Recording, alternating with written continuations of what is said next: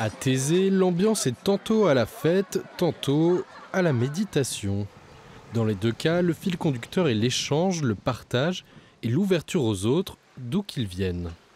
Avec la foi, des relations chez nous, parce que depuis qu'on est arrivé, depuis dimanche, je ne peux pas vous dire le nombre d'amitiés qu'on s'est tissées de différentes nationalités. David, guinéen, est demandeur d'asile et s'il est venu à Thésée, c'est justement pour partager son expérience dans le cadre d'une semaine de réflexion sur l'immigration.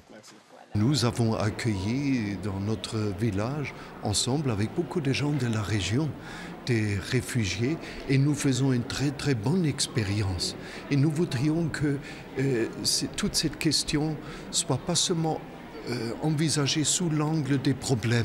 Et c'est justement sous cet aspect que les 2800 jeunes présents ici semblent vouloir aborder cette problématique. L'immigration, c'est vraiment un phénomène à l'échelle de l'humanité, c'est quelque chose qui se passe continuellement. Et c'est important aussi, je pense, de rencontrer des gens qui ont un parcours, notamment des réfugiés, qui nous partagent leur histoire. L'immigration, c'est pas seulement des nombres, mais c'est aussi des personnes.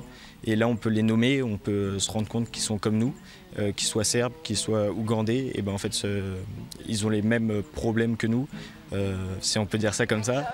Acteur dans la réinsertion des réfugiés et dans le dialogue apaisé, Thésée est souvent pris en exemple pour faire passer le message. L'accueil des réfugiés est une obligation, accueillir les persécutés, les victimes des guerres, que pour cela il faut de la générosité et également de l'organisation, de la maîtrise, que tout ça nous pouvons continuer à le faire collectivement de cette manière-là et que ce qui se joue ici est tout à fait exemplaire. Ce discours de tolérance va se faire entendre tout au long de la semaine avec d'autres conférences et tables rondes.